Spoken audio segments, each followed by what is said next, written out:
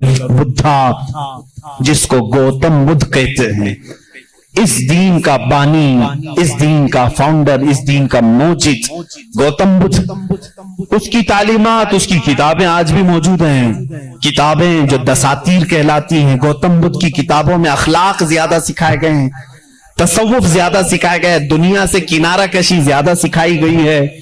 جیسے آج بھی گوتم بدھ کے ماننے والے یہ کہتے ہیں، عیسائیوں میں جس طرح فرقے ہوئے اسی طرح بدھ مت میں بھی فرقے ہوئے۔ اس میں سے جیسے کچھ ننگے رہنے والے، کچھ لوگ کپڑے پہننے والے، کچھ پوری دنیا کو چھوڑنے والے، کچھ دنیا میں سے تھوڑا چکھنے والے، سب طرح کے ہوئے۔ لیکن گوتم بدھ کی جو تعلیمات تھی وہ دنیا سے کنارہ کشی کے لیے تھی۔ گوتم بدھ دنیا کا ایک بڑا اس زمانے میں پیروکار جس کے رہے ہوں ایسا شخص تھا۔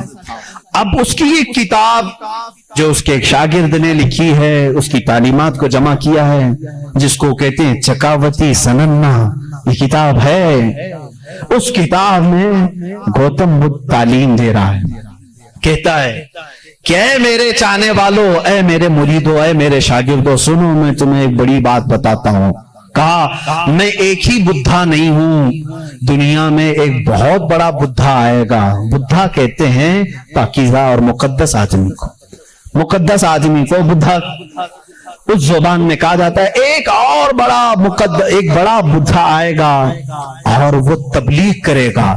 اس کی تبلیغ شروع میں بھی عروج پر ہوگی اور جب پھیلے گی تو ہزاروں کی تعداد میں ہوگی۔ اس نے کہا جس طرح میرے شاگرد سینکڑوں میں ہیں، اس کے شاگرد لاکھوں میں ہوں گے۔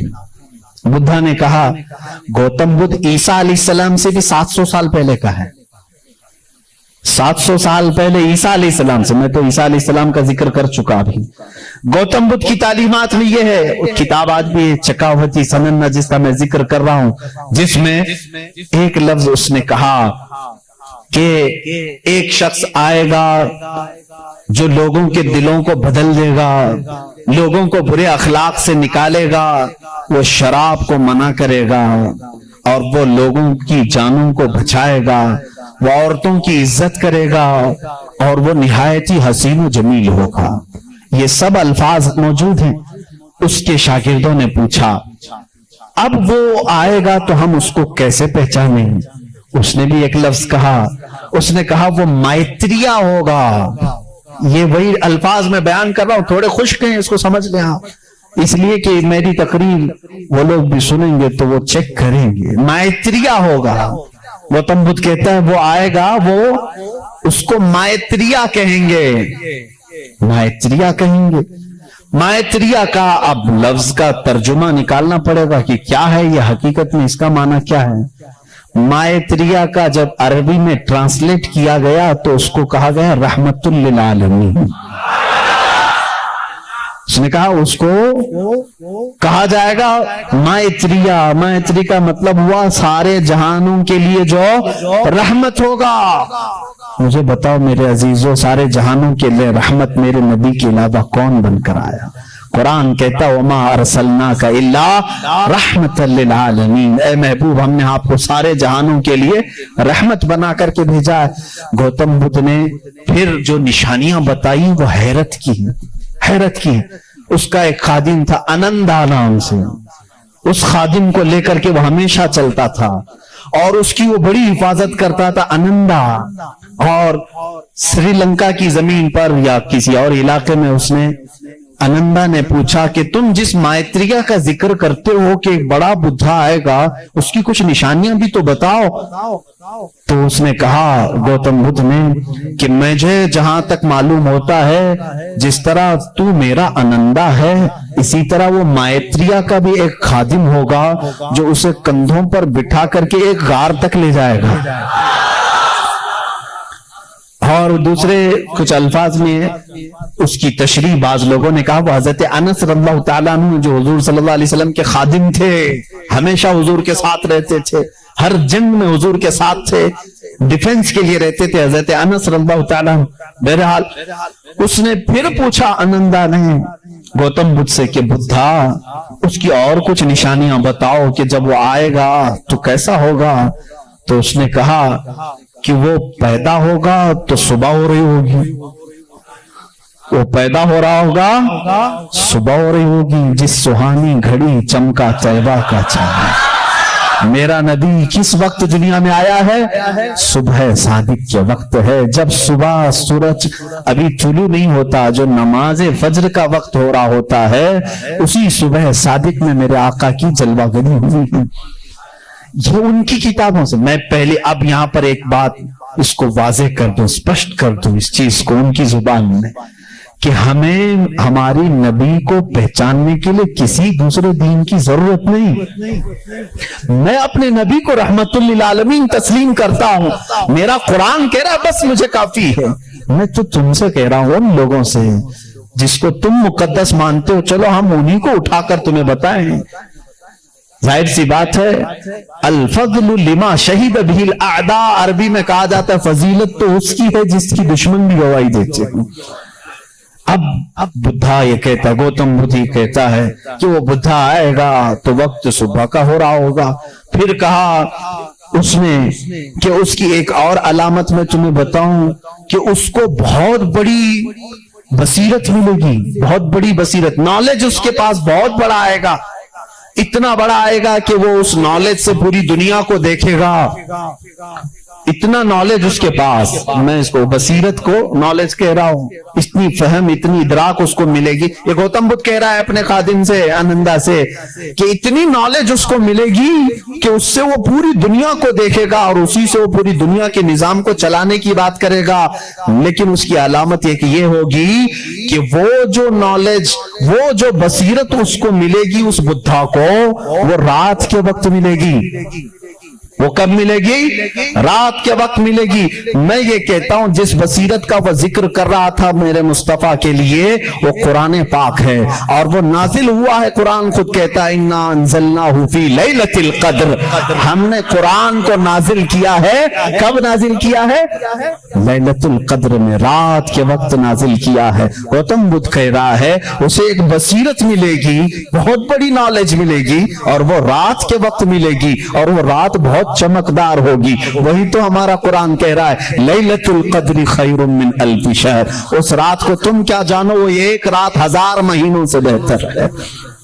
رات کے وقت بصیرت ملی۔ تیسری اور ایک اس نے علامت بتائی، اس کے خادموں نے بہت پوچھا، انہوں نے پوچھا اچھا کیا، باقی بدھوں کے لیے پوچھا، اور اس نے کہا کہ اس کی ایک اور علامت تم دیکھو گے، وہ مائتریہ جو ہے، وہ جو سب سے بڑا بدھا ہوگا، وہ جب دنیا سے جا رہا ہوگا تو وہ بھی رات کا وقت ہوگا، دنیا سے جا رہا ہوگا وہ بھی رات کا وقت ہوگا، لیکن اس کے چلے جانے کے بعد کوئی اس جیسا بدھا قیامت باقی کبھی نہیں آئے گا، کبھی نہیں آئے گا، اور اس رات اندھیرا ہوگا۔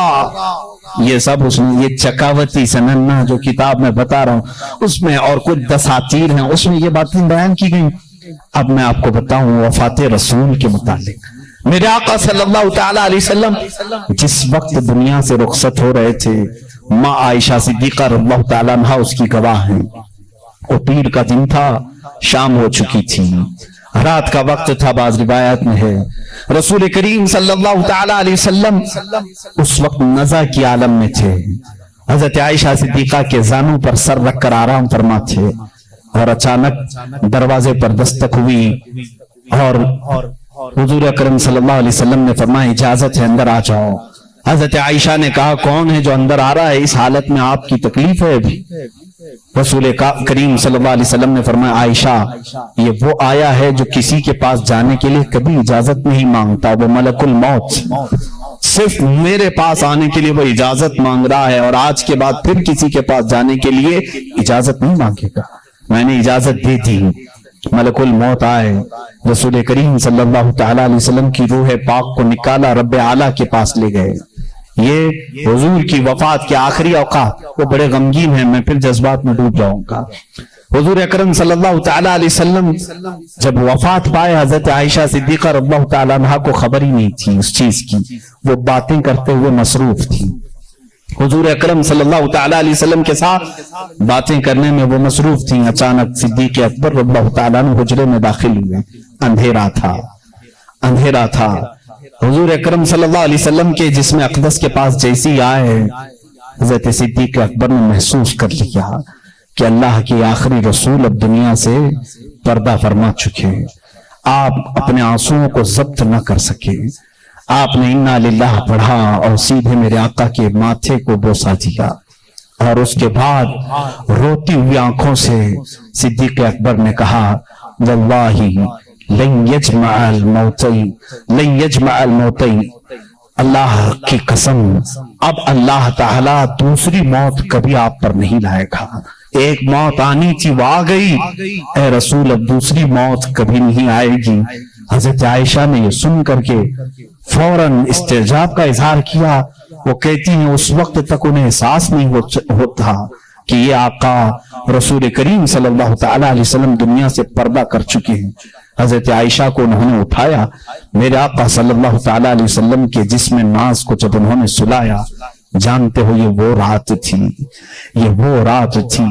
حضرت عائشہ کہتی ہے میرے حجرے میں حضور کا یہ آخری دن تھا، لیکن سوئے اتفاق کہ اس رات میرے گھر میں چراغ جلانے کے لیے تیل بھی نہیں تھا، چراغ جلانے کے لیے تیل بھی نہیں تھا۔ یہ روایت مشہور ہے، جس رات رسول کریم صلی اللہ علیہ وسلم کی وفات ہوئی وہ اندھیری رات تھی، اور اندھیرا کیوں نہ ہو جب سورج غروب ہو جائے، جب آفتاب غروب ہو جائے تو اندھیرا کیسے نہ ہو۔ لیکن میرے عزیزوں اس بات کو میں یہاں بتانا چاہتا ہوں،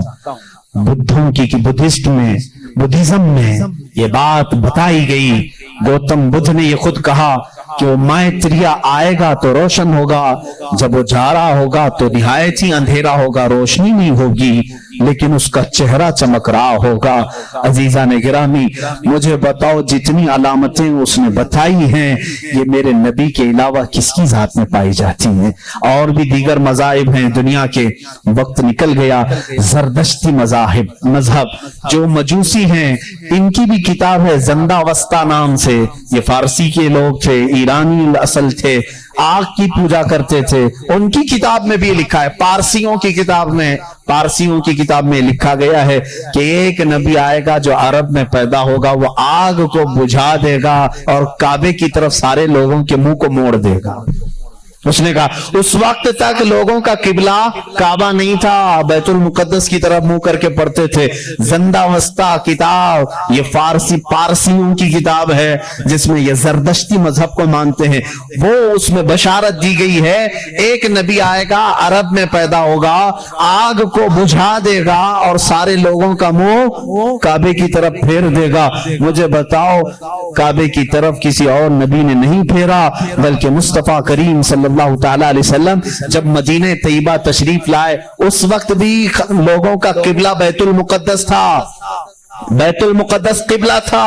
حضور صلی اللہ علیہ وسلم 17 مہینے تک بیت المقدس کی طرف منہ کر کے نماز پڑھاتے رہے۔ مدینہ طیبہ میں ایک علاقہ ہے آج بھی وہاں جہاں آج مسجد قبلتین بنی ہوئی ہے، وہاں میرے آقا صلی اللہ علیہ وسلم ظہر کی نماز پڑھا رہے تھے، 2 رکعت ہو چکی تھی، بیت المقدس اس طرف ہے، خانہ کعبہ اس طرف ہے، دونوں اپوزٹ سائیڈ میں ہے۔ بیت المقدس کی طرف منہ کر کے میرے آقا امام ہیں، نماز پڑھا رہے ہیں، پیچھے صحابہ کی صفیں، 2 رکعت ہوئی تھی۔ حضور کے دل میں یہ خیال آنے لگا کاش ہمارا چہرہ کعبے کی طرف ہوتا تو اچھا ہوتا۔ بیت المقدس بھی افضل ہے لیکن کعبہ وہ ہے جہاں میرے آقا کی ولادت ہوئی ہے۔ میرے آقا کا آبائی وطن حضور کعبے سے نہایت محبت کرتے تھے، اگر ہمارا قبلہ ہمارے چہرے کا رخ اس طرف ہوتا تو زیادہ اچھا ہوتا۔ یہ دل میں خیال کر کے میرے آقا آسمان کی طرف یوں دیکھ رہے تھے، کب؟ نماز کی حالت میں۔ 2 رکعت ہو چکی ہے، دوسرے پارے کا پہلا صفحہ ہے، رب تعالیٰ نے اسی وقت جبرائیل کو آیت دے کر بھیجا فَلَنُوَلِّيَنَّكَ قِبْلَةً تَرْضَاهَا۔ آیت کہتی ہے قَدْ نَرَا تَقَلُّبَ وَجْهِكَ فِي السَّمَاءِ، اے محبوب ہم آپ کا آسمان کی طرف چہرہ اٹھانا دیکھ رہے ہیں، ہم انقریب آپ کے چہرے کو اسی طرف پھیریں گے جہاں آپ کی خوشی ہے۔ اتنی آیت ہی نہیں آئی، اتنی آیت نہیں آئی، اس کے فوراً بعد دوسری اسی آیت میں جبرائیل امین یہ آیت لے کر کے آئے فَوَلِّ وَجْهَكَ شَطْرَ الْمَسْجِدِ الْحَرَامِ، اے نبی دیر کس بات کی، اثر میں نہیں، ابھی آپ اپنا چہرہ کعبے کی طرف فرمائیں۔ خانہ کعبہ کی طرف سارے لوگوں کا قبلہ بدل گیا. دیکھو اس رسول کی 2 رکعت بیت المقدس کی طرف ہوئی. آپ پھر گئے, صحابہ پھر پیچھے حضور کے آ گئے. بلکہ ایک روایت میں حضور صلی اللہ علیہ وسلم چل کر کے آگے آئے, آپ امام تھے اور صحابہ پھر صفیں. اسی طرح سے وہ نماز نہ ٹوٹی نہ چھوٹی نہ پھوٹی. حالانکہ اس نماز میں رد و بدل ہوا, 2 رکعت اس طرف پھر کر کے 2 رکعت اس طرف پھر کر کے. ہم اگر پھریں گے تو نماز ٹوٹ جائے گی, وہ صحابہ کی نماز ٹوٹی نہیں, اس لیے کہ اس میں درس ہے. نماز تو اصل وہی ہے جو فرمان مصطفیٰ کے تابع ہو, رسول جس طرف رخ کرے. اور صحابہ کا یہ مذہب بھی تھا. کچھ صحابہ بیان کر رہے ہیں, بخاری شریف کی حدیث ہے, مسلم میں حدیث ہے. ایک صحابی سے پوچھا گیا, حضور اکرم صلی اللہ تعالیٰ علیہ وسلم ظہر اور عصر کی نماز میں کچھ پڑھتے تھے کہ نہیں پڑھتے تھے؟ سری نماز ہے نا, قرات تو نہیں ہوتی تھی, لیکن حضور امام ہوتے, وہ خود بھی خاموش کھڑے ہوتے یا پڑھتے تھے؟ یہ بڑا عجیب سوال ہے نا. اب ظہر کی نماز میں حضور کچھ پڑھتے بھی تھے کہ نہیں پڑھتے تھے؟ سب امام خاموش رہتے ہیں, لیکن آپ نے کبھی پوچھا امام صاحب آپ خاموش تو ہیں, سیدھے منہ بند کر کے کھڑے رہتے ہیں یا کچھ آپ ہلکے ہلکے میں پڑھتے ہیں؟ صحابہ سے کسی نے پوچھا, کچھ صحابہ نے کہا نہیں حضور پڑھتے ہیں. سنائی تو کسی کو نہیں دیتا تھا. اس صحابی سے پوچھا گیا کیسے معلوم حضور نماز میں پڑھتے ہیں؟ کہتے ہیں حضور اکرم صلی اللہ علیہ وسلم کی داڑھی ہلتی ہوئی ہم نماز میں دیکھتے تھے. حضور پاک کی داڑھی ہلتی تھی, اس کی علامت ہے کہ حضور کچھ تلاوت کرتے تھے. اب اس صحابی سے پوچھو آپ کا چہرہ کس طرف ہوتا تھا؟ آپ کا چہرہ کس طرف ہوتا تھا؟ نماز تو قبلے کی طرف منہ کر کے پڑھی جاتی ہے, آپ حضور کا چہرہ دیکھ رہے تھے, داڑھی ہلتی ہوئی دیکھ رہے تھے. وہ صحابی کی زبان سے بھی وہی ان کی روح پکارے گی جو اعلیٰ حضرت نے کہا ہے, حاجیو آؤ شہنشاہ کا روزہ دیکھو. کعبہ تو دیکھ چکے, کعبے کا کعبہ دیکھو. غور سے سن تو رضا, کعبے سے آتی ہے صدا, میری آنکھوں سے میرے پیارے کا روزہ دیکھو.